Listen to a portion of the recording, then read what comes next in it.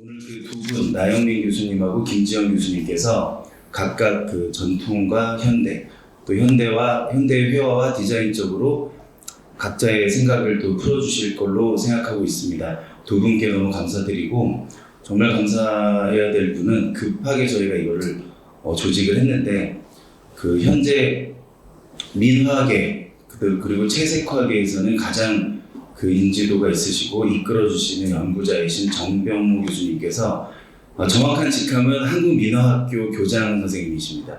이렇게 급하게 이 강연을 들으시고 마지막에 좀 재연도 해주시고 또 소감도 말씀해 주시는 시간을 허락해 주셔서 여기 오셨습니다. 한번 인사 나누겠습니다. 오늘 공화랑에서 진행하는 나영민 문자열방도 전시의 연기 프로그램 문자도 세미나에 방문 주셔 감사합니다. 세미나 식순 안내드립니다. 문자도 전통과 현대 콘텐츠라는 주제로 진행되는 이번 세미나는 경희대학교 미술대학 나영민 교수의 한글 문자도의 재발견과 K한류도의 확장, 그리고 홍익대학교 조영대학 김지영 교수의 한글 문자도 비주얼 콘텐츠의 무한 가능성과 AI의 한계, 이렇게 두 발제를 통해 진행되며 정병무 한국민화학교장의 총평 및 제언이 있습니다. 끝으로 질의응답 시간을 가지며 세미나는 종료됩니다. 안녕하세요, 나영민입니다. 네, 감사합니다. 즉, 오늘 여기 전시장에 있는 병풍으로 되어 있는 거는 이제 과거의 이제 문자도라고 보시면 되고요. 근데 오신 분들 대부분들이 이게 무슨 글자인지 못 읽으십니다. 그러니까 한자 자체도 이미 그림화되어 있어서 잘 인지하기 어려운 데다가 거기에 있는 도상의 의미들도 다 이해를 못 하시고 그런 상황이다 보니까 사실은 이제 우리의 전통 문화 유산임에도 불구하고 우리하고 뭔가 호흡하지 못하는 단절된 그런 측면이 있거든요. 그래서 이번 전시에서 좀 중요했던 거는 그 전통에 대한 걸 좀 설명드릴 수 있어서 좀 좋았던 것 같고, 거기서 단절된 게 아니라 이제는 여기 아까도 얘기 나왔지만 왼쪽에 있는 이제 12간지 동물들을 통해서 이제 여러분들이 한글을 통해서 그 뜻들을 이해할 수 있고 또 다 띠가 있으시니까 즐길 수 있게끔 하는 게 이제 이번 전시의 가장 중요한 이제 취지가 아니었나 이런 생각이 듭니다. 하지만 저는 좀 특이하게도 민화 자체에 있어서의 이 어떤 깨달음이나 어떤 동기가 부여받았다기보다는 여기 있지만 인공지능 학습용 데이터 구축 사업을 하는 과정을 통해서 여기에 문자도가 있는데 왜 한글 문자도가 없지? 그리고 그러면 한글 문자도라고 하는 것들을 만든다고 하면 어떻게 발전시킬 수 있을까라고 하는 생각을 갖게 됐는데 그 과정에 대해서 좀 말씀을 드리겠습니다. AI라고 하는 이게 이제 그 사이트인데요. 이 사이트는 어떤 사이트냐면은 소위 말하면 이미지 생성하는 인공지능 모델을 공개된 오픈 플랫폼이라고 할 수 있거든요. 그래서 많은 연구자들이 여기에 있는 플랫폼에 있는 그 모델들을 가져다가 또 발전시켜서 또 다른 이미지 생성 인공지능 모델을 만들고 이러거든요.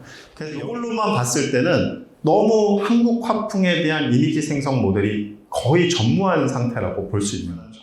유명한 그 이미지 데이터 그 사이트인 게티 이미지라고 하는 사이트가 있는데 이 게티 이미지가 스테빌리티 AI라고 하는 회사를 저기 보시면 알겠지만 1조 8천억 달러의 저작권 침해 소송을 했거든요. 왜 그러냐면 요게 그 스테빌리티 AI의 스테이블 디퓨전을 통해서 만든 이미지인데 거기에 보면은 여기 잘 안 보이시겠지만 게티 이미지라고 하는 워터마크가 이렇게 뜬 거예요. 그러니까 이 얘기는 뭐냐면은 불법적으로 이 게티 이미지를 학습을 시켜서 저기 결과물을 냈기 때문에 이것이 삭제되지 않고 그대로 이것도 같이 이제 형성이 됐던 거죠. 그리고 원래 저작권 법에서는 스타일을 학습시켜서 모방하는 거에는 저작권의 문제가 없다고 하거든요. 그래서 이제 소위 말하면 챗GPT 여기에서는 이거는 스타일을 학습시킨 거지 지브리의 그림을 학습시킨 게 아니라고 얘기하는데, 그러면 스타일을 학습시키기 위해서는 분명히 그림을 학습을 시켜야 되는데 그러면 과연 그 그림은 어디에서 나왔느냐 라고 했을 때 여기서도 또 이제 저작권의 문제가 있었는데, 그만큼 오늘날에 있어서의 이제 인공지능을 활용한 이미지 생성을 할 때 가장 이슈가 되는 것 중에 하나가 이 저작권의 문제가 대두가 되면서 원천 콘텐츠 IP를 누가 이게 독창적인 IP를 많이 갖느냐가 이제 중요한 이슈가 됩니다. 이 글로벌 생성형 AI 플랫폼이 범용적 콘텐츠를 제공하지만 한국어 데이터는 부재한 상황이고요. 한국어 같은 경우에는 한국어로 버전이 있는 게 아니라 원래 영어로 돼 있던 거. 그러니까 무슨 말이냐면 한국에 대한 설명도 다 영어로 돼 있는 거예요. 한국어로 이렇게 통역을 해갖고 그 다음에 그거를 번역해서 제공하는 정도의 상황인 거죠. 이게 한국화 스타일보다는 중국화 또는 그 일본화 스타일의 이런 식의 이제 이미지들이 자꾸 형성이 되게 되는 거죠. 그러면서 현재 한국적 이미지의 생성이 굉장히 취약하다는 이런 문제점이 도출이 되고 있는 것입니다. 그래서 해외 모범 사례를 하나 제가 설명드리면 일본의 사카나 AI라고 하는 스타트업이 있었어요.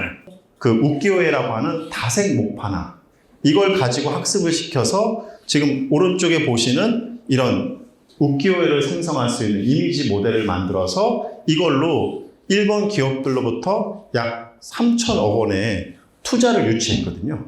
근데 과연 그러면 우리나라는 우리 미술 또는 우리 한국화에 대해서 어떤 투자, 어떤 관심을 가지고 있을까라고 하는 점이었는데 이제 그런 의식의 연장선상에서 2022년도에 그 우리나라에서 인공지능 학습용 데이터 구축 사업이라고 하는 대형 과제가 있었는데 거기에 저기 보시면 알겠지만 한국 전통 수묵화 화풍별 제작 데이터라고 하는 사업이 있었습니다.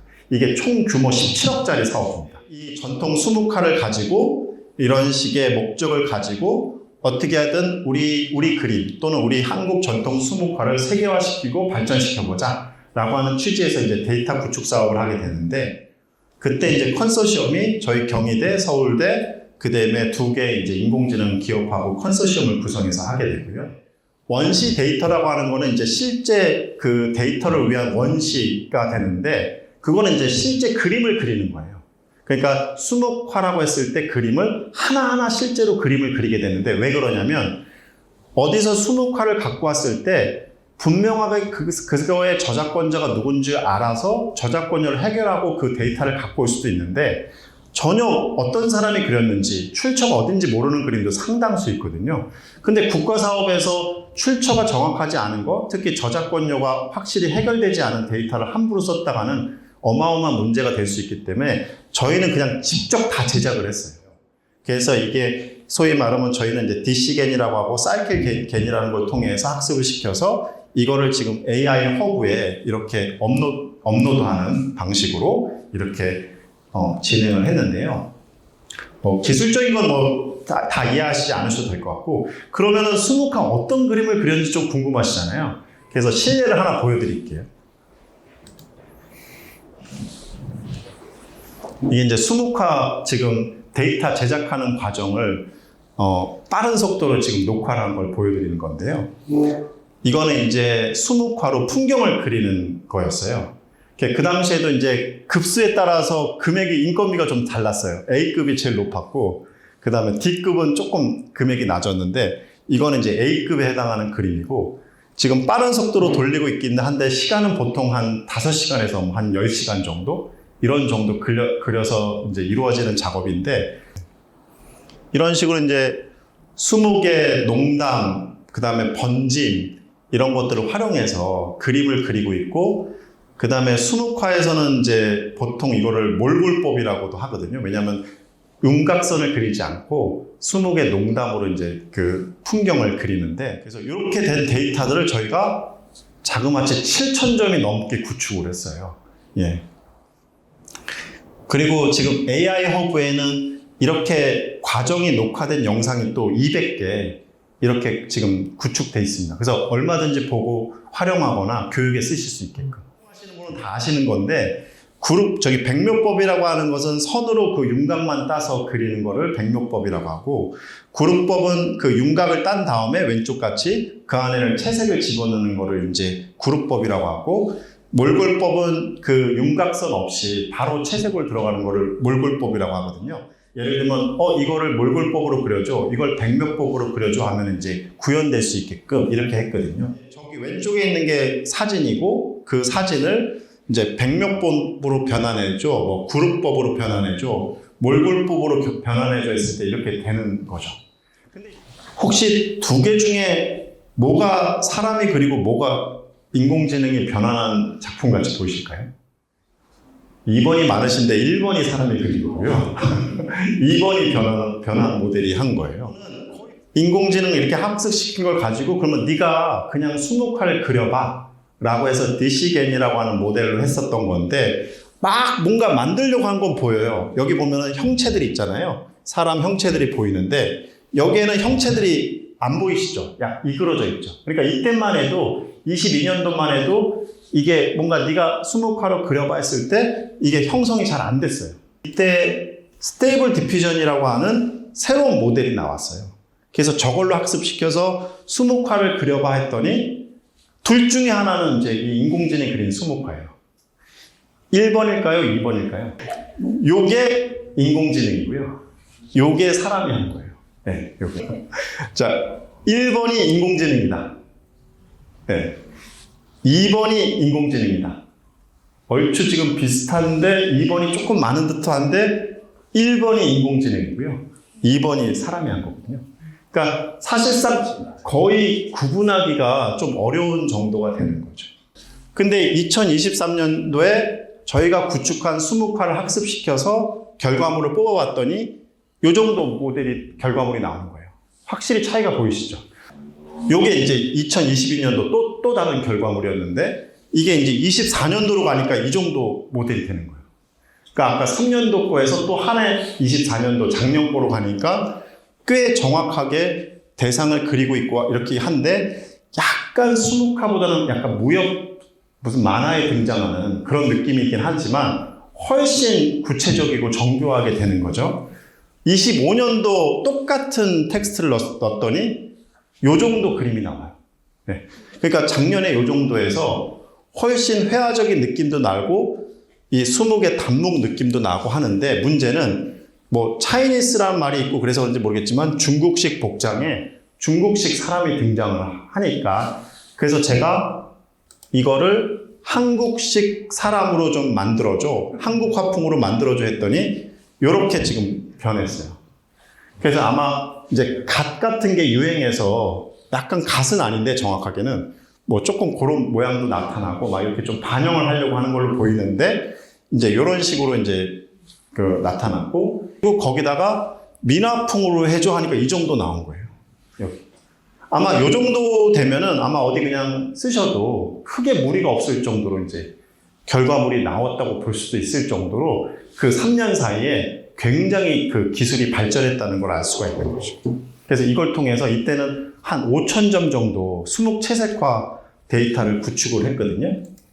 그랬을 때 이제 이런 식으로 일필로 그리는 이게 옛날 기물뿐만 아니라 이렇게 현대적인 오토바이도 그리고 공필로 인물을 그리는 것까지 해서 한 거의 5,000점 이렇게 구축을 했는데 이렇게 이제 요거 D급 그림이에요.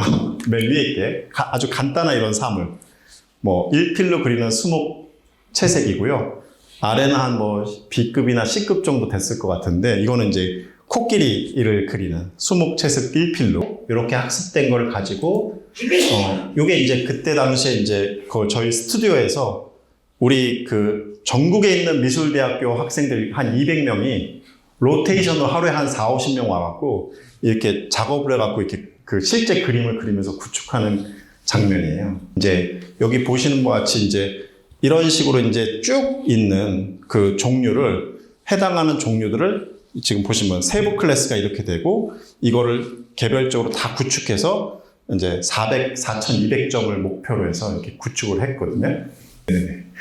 그래서 이제 여기 보시면 왼쪽에 있는 게 실제 그린 그림이고 그거에 해당하는 텍스트, 그러니까 그걸 설명하는 텍스트를 똑같이 입력했을 때 얼마만큼 원본 그림이랑 비슷하게 나오냐를 이렇게 보는 거거든요. 그래서 유사하게 나왔으면 완성도가 높은 거고 안 나왔으면 이제 완성도가 좀 떨어지는 거고. 그랬을 때 이제 첫 번째 모델 케이스가 요겁니다. 그래서 첫 번째 구축한 걸 갖고 이게 왼쪽에 공필화로 인물을 그린 거고 그걸 학습시켜서 오른쪽에 결과물이 나온 거고 이쪽에 있는 그림이 이제 제 그림 풍경화 스타일이거든요. 그래서 그 그림을 가지고 또 학습을 시켜봤어요. 학습을 시켜갖고 네가 나영민 스타일로 그림을 그려봐 했을 때 나온 그림이 요거예요. 초기 모델. 근데 여기에는 어떤 문제점이 있냐면 혹시 요 산 어느 산이랑 좀 비슷해 보이시죠?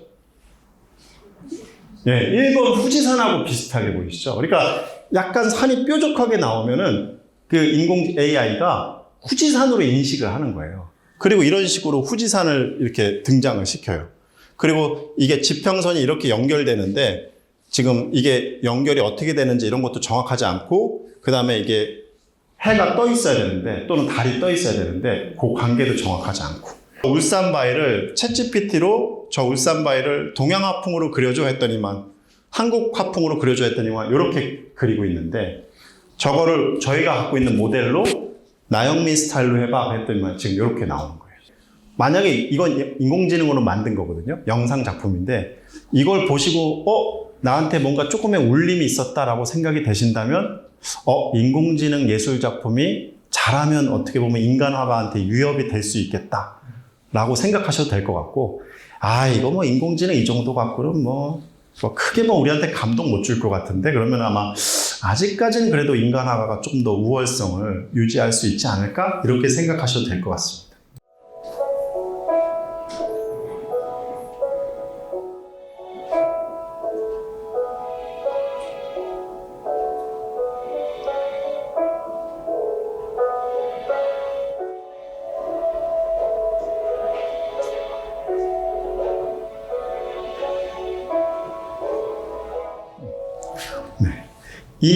이 작품에서 배경이 되는 건 다 아까 채색화 모델로 만든 인공지능 생성 작품이거든요. 근데 만약에 여러분 봤을 때, 나름의 느낌이 있네라고 느껴진다라고 한다면 인공지능의 예술 작품이 어느 정도 예술에 있어서 인간화한테 있어서 뭔가 위협이 될 수도 있지 않을까 이런 생각이 들고요.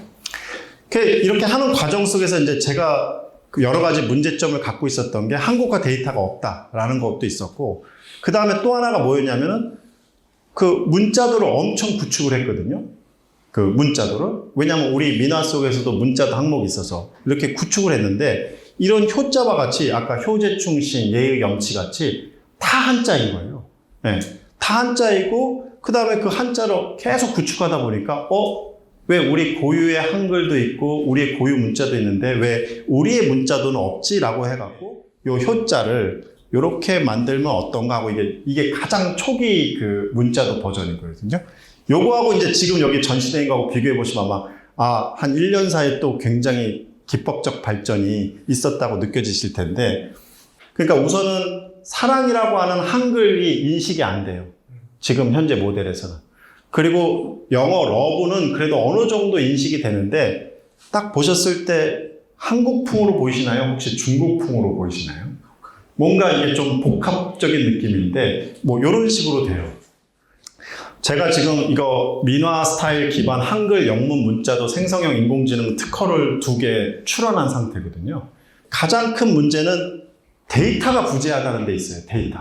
그러니까 학습시켜서 그거를 생성할 수 있는 모델을 만들기 위해서는 기본적으로 원시 데이터가 있어야 되는데 지금 현재 원시 데이터가 사실은 거의 없거든요. 그래서 제가 열심히 지금 전시도 하고 이렇게 자꾸 보여드리는 이유가 그 데이터도 확보하면서 우리 한글의 아름다움도 알리면서 우리만의 문자도를 이렇게 널리 우리뿐만 아니라 전 세계적으로 그래서 뭐 영어에도 적용해보고 일본에도 적용해보고 그렇게 하고 있는 건데요. 제가 4월 달에 세지화랑에서 또 문자도 전시를 했었는데 그때 이제 제작 과정을 보여드렸던 영상 그래서 이렇게 BTS 그 제작 과정을 만들었던 거고요. 중요한 거는 우리의 문화에서 갖고 있는 그 정서나 감성이나 미학을 우리 글뿐만 아니라 서양 글 또는 다른 나라 언어에도 적용시켜서 우리화시킬 수 있다는 게 정말 중요한 의미가 있거든요. 우리가 얼추 지금 학습시켜서 그 생성해 보려고 하는 게 케이스가 나오는 걸 지금 보여드린 겁니다. 아직은 아직 한참 멀었습니다. 이렇게 보시면 저 D 원본을 학습시켰을 때 뭐 이런 식으로 느낌을 만드는데 여기 보시면 막 약간 뭔가 정체가 조금 애매하고 여기 보시면 막 어떻게 보면 대나무 줄기에 감이 매달려 있고 뭔가 생물학적으로 좀 어긋난 그런 현상이 벌어지고 있고 그 다음에 늘 같은 경우에는 여기가 이제 매화가 있고 그 다음에 구름이 있는데 그거를 뭐 좀 잘못 인식해서 이렇게 용으로 인식하기도 하고 이렇게 좀 이게 물체가 어그러져 있기도 하고 요거는 또 저랑 같이 컨소시엄을 구성하는 이지위드라고 하는 영상 만드는 업체거든요. 그래서 영상 만드는 업체에서 요 맨 위에 호랑이와 꽃감이라고 하는 동화책을 단 그림 한 4컷 정도로 인공지능을 어떻게 만들었는지 케이스를 보여드리려고 해요. 요게 지금 그림 하나 갖고 한 건데 지금 보시면 이게 그림 하나 갖고 이렇게 움직임을 준 거예요. 이 호랑이를. 근데 약간 호랑이 느낌보다는 고양이에 이렇게 덮 입혀져 갖고 호랑이 느낌보다는 좀 고양이 느낌이 나고 이거 같은 경우는 그림 딱 하나에 이렇게 할머니와 애기 움직임을 다 준 거예요. 이것도 지금 애기 그림 딱 하나 있는데 이렇게 움직임을 인공지능으로 다 줘서 만든 거예요. 그리고 이게 지금 저기 각 회사들 제가 로고를 문자도로 만들었던 거예요. 이게 실제 로고고 그렇게 되는 거. 그 지금 아마 지금 끝났을 수 있는데 CGV가 아니라 삼성역의 코엑스몰에 이렇게 지난주까지 이렇게 방영했던 내용입니다. AI 화가와 인간 화가라고 하는 지금 말씀드린 그런 내용 중심으로 해서 그런 이렇게 책도 기술을 했습니다. 네. 이것으로 뭐 간단하게 마치겠습니다. 감사합니다. 나영민 교수님께서 작업을 하고 계신 그 한글 문자도에 대한 이야기를 먼저 아주 촉촉하게 하셨을 거라고 생각이 들고 저는 디자인 파트에 있는 디자이너 겸 아트 디렉터 겸 그다음에 이제 아이들을 가르치고 있는 그런 일들을 하고 있기 때문에 그런 관점에서 이제 이런 한글 문자도라는 타이포그래피적인 관점에서 그것을 콘텐츠화 요즘에 자나깨나 콘텐츠 하잖아요. 근데 그렇게 정말 이렇게 우리한테 체감이 되고 그 다음에 실제로 보여지고 이런 것들이 즉각적으로 어떻게 가능한지 근데 그것은 어떻게 시작되었는지 그런 부분들을 조금 섬세하게 보고 싶고요. 두 번째 단계로는 그 텍스트의 이미지어 작업의 무한한 가능성, 콘텐츠의 가능성이요. 지금 저희가 사실은 알게 모르게 광고나 패키지나 아니면은 여러 가지 상업적인 그냥 밖에 나갔을 때 숨 마시고 하다못해 오늘 살짝 보셨던 쇼폼 같은 데서도 굉장히 직관적으로 카피라이팅에 쓰여지면서 이미지화가 같이 일어나고 있거든요. 그런 부분들 다 콘텐츠라고 하잖아요, 우리가. 그래서 그 부분들을 이제 이야기를 하면서 이제 아 교수님이 작업하셨던 한글 문자도의 콘텐츠 가능성과 디자인적인 안목에서 보는 가능성과 그 다음에 그 한글 문자도의 그 커뮤니케이션화, 그러니까 다양화 이걸 어떻게 커뮤니케이션 할 건지 그 부분에 대해서 좀 이야기를 간략하게 할 거고요. 우리는 이거를 인지할 때 텍스트도 보이고 이미지도 보이고 이미지가 텍스트화가 된 것 같기도 하고 텍스트가 이미지화 된 것 같기도 막 얽혀 있는데 느낌적으로 쟤네 싸우네 라고 인식을 하게 되죠. 좀 아까 보셨던 그 싸우는 장면 같은 그거는 우리가 희극으로 굉장히 유명한 대머리 여가수라는 다 일일이 그림을 그려서 서식으로 잘라서 오리고 텍스트를 다 활자화를 찍어가지고 오려가지고 다 레이아웃을 잡은 거거든요.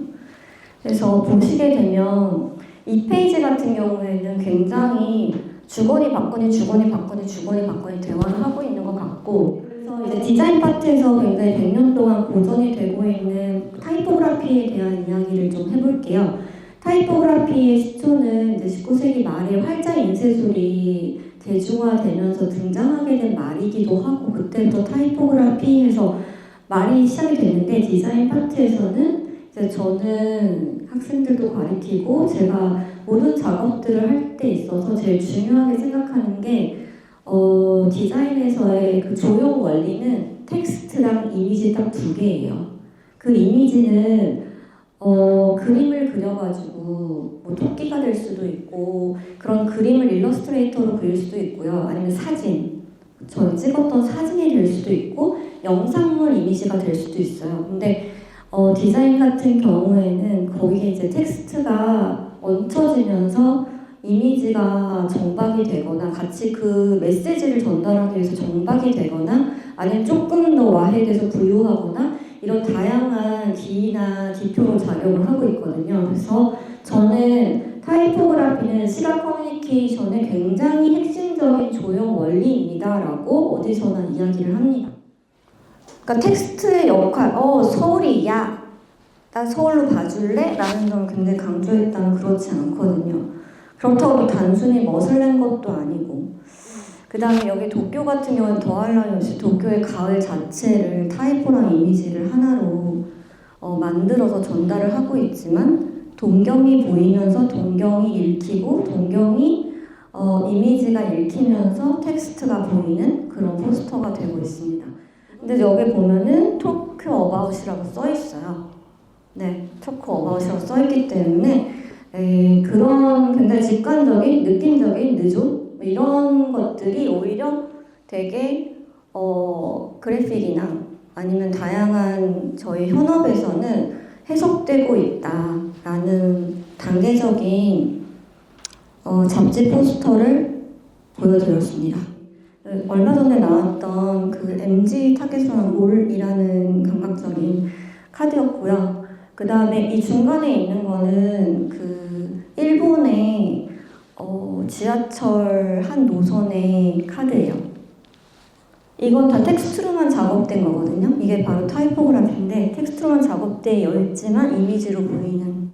근데 제가 이제 찾다 보니까 찾은 건데 그 어떤 카드 기능이, 그러니까 신용카드인지 아니면은 뭐 버스 카드인지 뭔지는 모르겠지만 이렇게 해서 다양하게 텍스트를 이미지화 시키고 굉장히 감각적으로 이야기를 하고 있다라는 것을 보여드리고 뭐 패키지, BI, 그 다음에 광고, 포스터 여러 가지 우리가 실생활에서 사용하고 있는 모든 디자인물에 이미 텍스트의 이미지화가 너무 자연스럽게 스며들어 있다고 보시면 될 것 같습니다.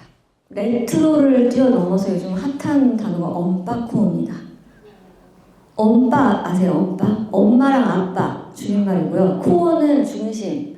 그래서 요즘에 20대 MZ 애들이 그 푸사가 엄마랑 똑같이 꽃사진이에요. 불가막 사진을 막 등짝 지지고 있는 거 올려놓고 그래서 이게 20대인지 40대인지 50대인지 모르는데 그게 힙하다고 생각하는 엄빠코 느낌이 굉장히 있거든요. 그냥 숨먹 때리기 그냥 하나로 보여지는 느낌이죠. 텍스트는 읽히지만 멍 때리고 싶다, 누워있고 싶다 그런 느낌? 영 브라더스는 우리 나 교수님 어렸을 때 대학교 때 있었을 것 같은 느낌적인 느낌에 하지만 이 배우는 지금 핫한 배우죠. 그래서 이런 느낌. 그 다음에 이거는 제가 알기로는 강릉에서 만들고 있는 자체적인 그 잡지로 알고 있거든요. 아까 포스터도 봤고 카드도 봤고 그 다음에 이제 지금 나오고 있는 한국에서 만들어지는 다양한 잡지들을 보면 우리가 생각했을 때 잡지는 굉장히 대중매체를 선도하고 돈을 쓰게 하는 파렴치한 매체이기 때문에 막 코스모폴리탄, 바자 막 이래가지고 굉장히 화려하고 뽀짝지근하고 막 돈 처발처발하고 막 이럴 것 같은데 이런 굉장히 아트적이면서도 감각적인 잡지들이 많이 나오면서 타이포에 대한 연구도 끊임없이 일어나고 있고 그렇기 때문에 타이포그래피 영역이 굉장히 확장되고 있어요. 그래서 하루에도 이제 AI가 도움을 주고 있기 때문에 타이포, 신타이포, 그러니까 예를 들면 윤고딕 110, 윤고딕 130, 뭐 기존에 있던 서체들이 있잖아요. 근데 그게 이제 나형민 110, 나형민 190 이게 그렇게 뭐 하루에도 수백 개가 생산됐다 지워졌다 하고 있습니다. 다다이즘의 시각시라는 파트가 있어요.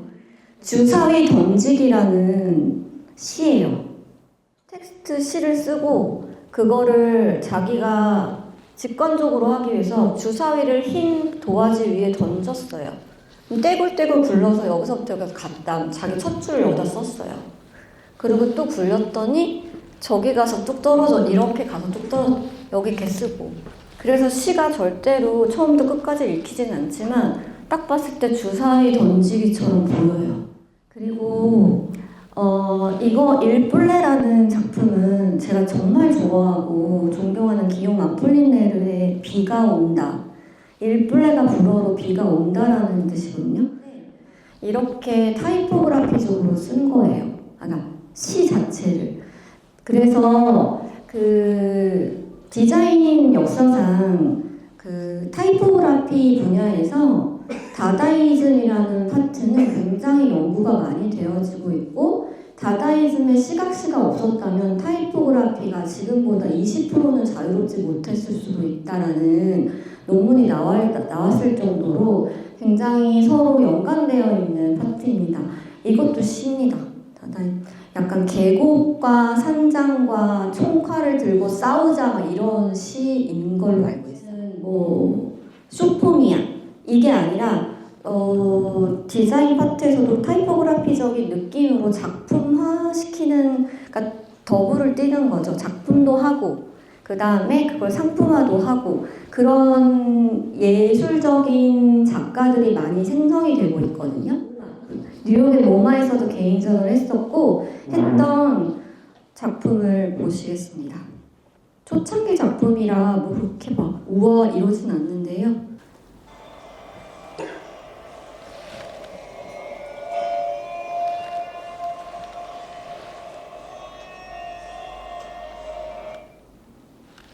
별거 아니죠. 근데 외국 분들이 너무 좋아해가지고 교수님 어떻게 가능하시겠죠? 네, 그쵸. 네. 그래서 굉장히 직관적으로 말도 안 되는 나열에 하지만 이거가 이제 한 단계 더 나아가서 제가 석사 때 좀 작업을 했던 노트라는 서체예요.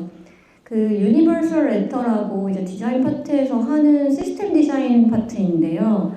26개의 알파벳이 있잖아요. 그거를 이제 각각 시스템을 부여를 합니다. 그래서 이런 서체를 제가 만들었고 그 안에서 어떻게 움직이고 근데 그 자음과 모음이 형성될 때 어떻게 그러니까 영문 같은 경우에는 모음이 5개잖아요. 그래서 그런 것들을 다 시스템화해서 유니버설 레터를 만들거든요. 그래서 저는 그때 노트체를 하나 만들었고 그 필기체 이거는 그냥 고딕체 이런 식으로 2가지를 만들어서 이렇게 포스터를 만들었습니다. 되게 디자인 영역도 우리가 알고 있는 것처럼 그냥 무슨 되게 상업적인 패키지 만들고 이런 게 아니라 되게 예술적인 영역과 맞물려 있다. 그리고 그게 타이포적인 부분으로는 이런 식으로 확장이 굉장히 많이 되고 있다라는 예시로 부끄럽지만 이제 그 노트체를 조형물로 제가 만들어가지고 노트라는 지금 4개의 서체를 조형물로 만들어서 포스터를 만든 거고요. 와이드 포스터를 만들어서 이렇게 2종을 무드를 타서 만들었던 포스터입니다. 그래서 저는 감히 나 교수님한테 여기서 더 많이 지르자라고 나중에 엄청 이야기를 할 겁니다. 여기서 머물지 말고 다 막 활용도 시켜보고 안에 있는 그림 다 토해도 내보고 느낌적으로 해보고 넓혀보고 오므려보고 하는 작업을 나 교수님하고 같이 해보고 싶다라는 생각을 좀 많이 했습니다. 디자인 파트에서 인포그래피라는 파트가 있어요. 인포그래피 시각화를 시켰고 제 석박 그 스승이었던 박효신 교수님이 하시는 아메바라는 그 회사에 DB화되어 있고 서울시가 투자해서 만든 그 서체예요. 저는 이거와 이거 안에서 다양한 가능성이 있지 않을까? 그리고 그 박효신 교수님이 굉장히 많은 이런 한국적인 거를 DB화하고 계세요. 그리고 그거를 서포트하는 게 서울시이기도 하고 근데 그래서 너무 좋은 작품들이 많이 있고 후세에 남길 작품들이 많은데 그거의 약간 그래픽 버전이라면 그거의 그 한국화 버전, 그 다음에 손의 버전이 이제 나 교수님이 해야 될 몫이 아닐까 생각을 합니다. 이게 문자로를 그래픽적으로 형상화한 작품입니다. 그래서 월페이퍼에 실렸고 미래정신이라는 포스터로도 사용을 했어요. 다양한 가능성을 첫 번째는 저는 그냥 타이포그 자체에서 찾았습니다. 그러니까 그래픽에서 보는 타이포그라피 그거를 민화적으로 해석한 그래픽을 보여드리면서 해석을 드렸고 이것도 이제 그 아메바에서 하고 있는 여러 가지 시리즈 중에 하나인데 자개를 이제 그래픽적으로 형상화한 거고 저건 아무래도 옛날 중국 산수화 같은 느낌 그 장지기법 같은 거를 형상화하지 않았을까라는 생각을 해봅니다. 책가도를 형상화한 그래픽이고요.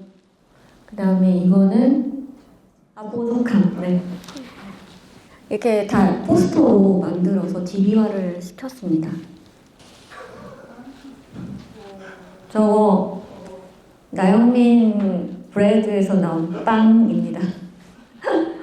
가능성에 대해서 이야기를 드리면서 여기 있던 뭐 이런 것들을 좀 찍어봤었는데 별로 많지도 않더라고요. 근데 찍어온 거를 이렇게 다양하게 좀 보여주려고 했었어요. 영문하고 콜라보해도 되고 저 빵이라는 이미지랑 빵이라는 서체랑 그 다음에 저기서 나오는 조형들 그러니까 타이포그라피는 텍스트를 다 조형으로 분해하기 때문에 인지하고 여기는 이제 네모, 동그라미, 긴 네모, 동그라미 이렇게 조형으로 인식을 해가지고 그걸 다 재배열을 한다든지 재구성을 할 수 있지만 텍스트를 이미지화시키고 직관적으로 읽히고 보여지게끔 작업을 할 수도 있겠죠. 여기서 나 교수님이 작업하고 계신 한글 문자도라는 부분이 조금 디자인이랑 파트와 타이포그라피라는 부분을 더 만났을 때 굉장히 이런 콘텐츠화가 되면서 굉장히 커머셜해질 수 있다라는 가능성이 보이지 않습니까? 네. 그래서 저는 감히 이야기하고 싶은 부분이 동양학과는 열심히 동양화 그림 그려야지 디자인은 열심히 찍고 만들고 영상하고 그래픽 해야지가 아니라 어떤 그 애매한 부분에 교집합을 찾아서 그거를 이제 나 교수님이 앞에 말씀 어떻게 하셨는지 그걸 세계화시킬 수 있는 그 애매한 접점이 분명히 굉장히 무한한 가능성이라고 저는 생각을 하고 있거든요. 어떠세요? 제가 만들어본 포스터예요. 직관적으로 두 파트로 그러니까 저 뒤에는 그래픽으로 만든 거고요. 저는 만약에 이런 패키지 화장품 있으면 외국에서 먹힐 것 같아요.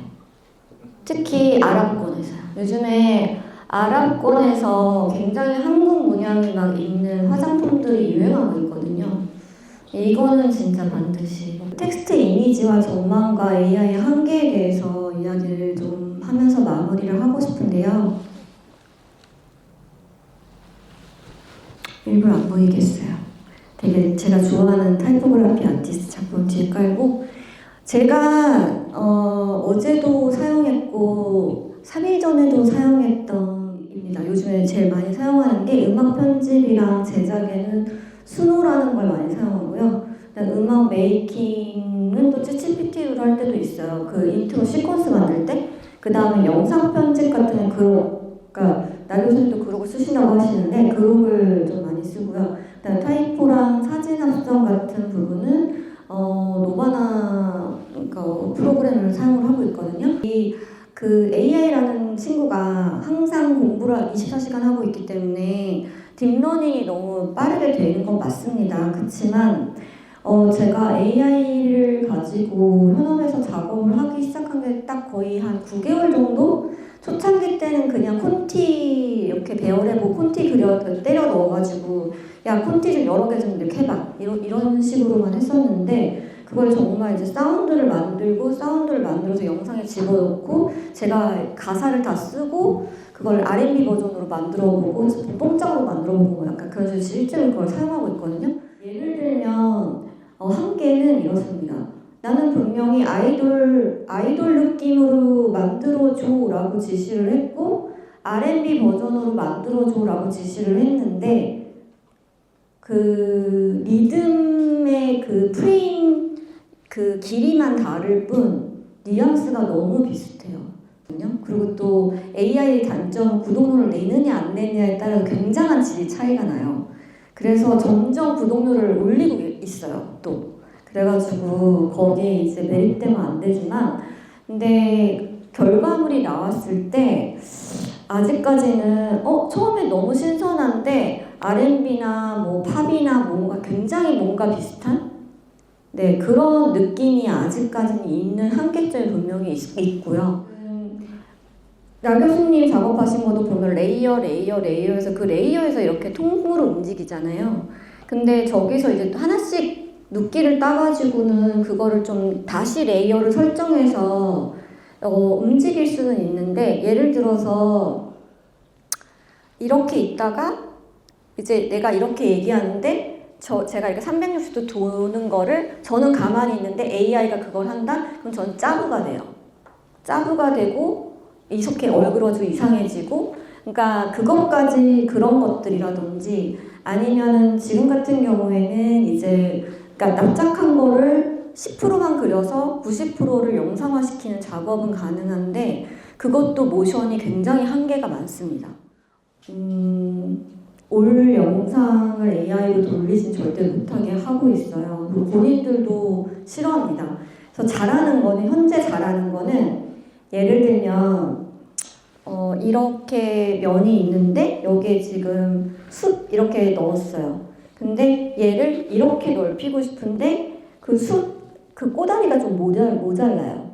근데 옛날에는 그거를 그래픽 디자이너가 다 그려가지고 늘렸거든요. 근데 요즘에는 딱 제시어로 야 왼쪽에 15% 늘려 하면 기가 막히게 늘려줍니다. 그건 정말 잘해요. 그래서 그러니까 그 건축가에서도 건축가 교수님들하고 얘기하면 그런 얘기를 많이 하는데 이제 시니어가 필요 없다. 그 기획자나 작업자나 아니면은 오너나 아니면은 시니어는 있어야 되는데 자료를 찾거나 뭔가 이렇게 어떤 작업을 함에 있어서 뭐 가해를 확장을 시킨다든지 아니면은 뭔가 색을 돌린다든지 뭔가를 이렇게 그 기능적으로 해야 되는 부분들을 AI가 진짜 지금은 기가 막히게 하고 있어요. 그래서 그런 부분들은 제가 9개월 동안 썼는데 조금씩의 변화는 있는데 아직까지 그렇거든요. 그래서 저는 아이들한테도 이야기할 때 야 너희는 AI랑 경쟁하기 직전의 마지막 세대니까 정말 못한 거야 라고 빨리 졸업해 라고 이야기를 하는데 제가 봤을 때는 한 3년 정도는 정말 제대로 시간이 투자가 돼야 그래도 저거는 진짜 AI가 망쳤구나 라지 않는 그런 작업물들이 조금은 나오지 않을까 라고 조심스럽게 예상을 해보면서 다양하게 활용되고 다양한 베이스가 되는 거는 기정사실일 것 같고 그게 AI의 한계를 더 명확하게 시킬 수 있는 아이덴티티이지 않을까라는 생각을 마지막으로 여러분한테 전달하면서 발표를 마치겠습니다.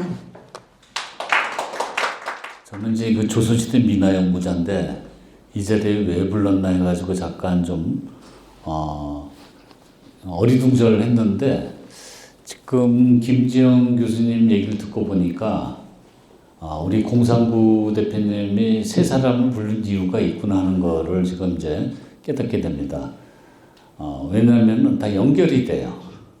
근데 하여튼 어떻든 간에 그 시작은 조선시대의 이제 민화 자체가 이게 이제 보물창고입니다. 이거 어마어마한 거고 그래서 우리가 나영민 교수와 같은 민화를 현대화하는 이런 한국화가나 아니면 김지영 선생님 같이 현대적으로 이게 타이포그래피 하는 분들이 반드시 들여다봐야 될 거고 그게 또 어떻게 보면 출발점이에요. 왜냐하면 지금 한류 시대 아니에요.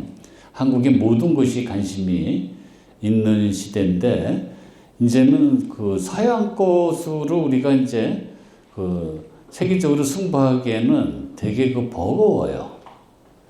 그게 이제 현대적인 것이 되게 멋있어 보이지만 서양 사람들을 따라잡을 수가 없어요. 그래서 최근에는 미술계의 그 흐름이 각 그 어떤 토속 문화의 어떤 그 바탕을 둔 어떤 원시 미술이나 뭐 포크 아트나 하여튼 이런 것들이 지금 이제 미술 시장 처음에는 이제 그 비엔날레급의 예를 들면은 뭐 2022년에 카시엘 도쿠멘타나 아니면 작년에 했던 그 베니스 비엔날레 같은 그런 아카데믹한 시장, 아카데믹한 그런 미술 전시에서 이런 미나 쪽을 관심을 가졌는데 근데 올해 와가지고 획기적인 일이 있어요. 그건 뭐냐면 뉴욕의 그 아모리 쇼에서 이제 그 이두원이라는 작가를 비롯해가지고 이런 포크 아트를 갖고 작업하는 사람 아니면은 이런 아카데믹한 배경이 없이 독학을 한 그 셀프 토트 아티스트 이런 사람들을 막 주목하기 시작하는 거예요. 근데 그거는 아모리 쇼는 미술 시장이에요. 그러니까 우리가 비엔날레하고 또 다른 맥락 속에서 이런 것이 이제 움직이고 있고 또 그거는 제가 이제 기획하는 전시입니다만 다음 달에 이제 1월 12일인가 14일부터 2월 말까지 하는 전시가 있는데 우리나라 이제 대표적인 그 현대화랑에서 대대적인 미나전을 합니다. 그래서 현대화랑은 조선시대 미나를 갖고 하고 갤러리 현대는 미나를 이제 현대화하는 작가를 이제 이번에 이제 처음으로 우리나라 이제 A급의 갤러리에서 이제 소개하는 이제 이런 변화가 일어난 거예요. 그러니까 그런 트렌드는 우리가 이제 무시할 수 없는 거고 그 시작은 뭐냐면 조선시대 미나예요. 그러니까 조선시대 미나는 보물 창고다. 화가든 아니면 우리가 디자이너든. 그런데 이제 그렇다 그러면 우리가 이제 그런 트렌드와 그 미나의 중요성을 우리가 이제 생각해 볼 때 지금 이제 그 화가들이나 아니면 디자이너들이나 또는 다른 어떤 그 미나를 갖고 어떤 콘텐츠 사업하는 사람들이나 전부 미나에 대해서 이제 체계적인 이해가 필요해요. 그냥 물론 이제 요새 젊은 사람들이 막 직관적으로 이렇게 보긴 하지만은 디자이너나 화가들은 직관적으로 보는데 그쳐서는 안 되고 그걸 체계적으로 이해를 해야 돼요. 그러니까 예를 들어서 우리가 문자도를 예를 치면은 문자도 자체가 이건 세계적인 다 예술이에요. 그러니까 우리가 중국을 비롯해 한자를 쓰는 그 문자권에서의 문자도가 어떻게 이루어지냐라는 이해가 첫 번째 이루어져야 되고 그 안에서 또 조선이라는 나라 속에서는 또 유교를 또 배경으로 한 또 유교 문자도를 또 독특하게 어떤 한국적인 어떤 문자도로서 또 이거를 생성하고 있는데 그러면 또 유교 문자도를 우리가 들여다봐야 돼요. 그건 또 중국의 문자도하고 또 다른 어떤 그런 콘텐츠면서 다른 콘텐츠인데 그게 또 나중에는 그게 내용이 달라지다 보니까 형식도 달라지고 양식도 달라져요. 특히 이제 그 문자도를 우리가 조선시대의 궁궐에서는 이거를 이제 유교의 어떤 이념, 유교의 도덕을 우리가 이제 그 도덕을 백성들의 교육을 시키기 위해서 이거를 퍼뜨리다 보니까 전국적으로 유행하고 또 전국적으로 유행하다 보니까 각 지역의 스타일이 나오는 거예요.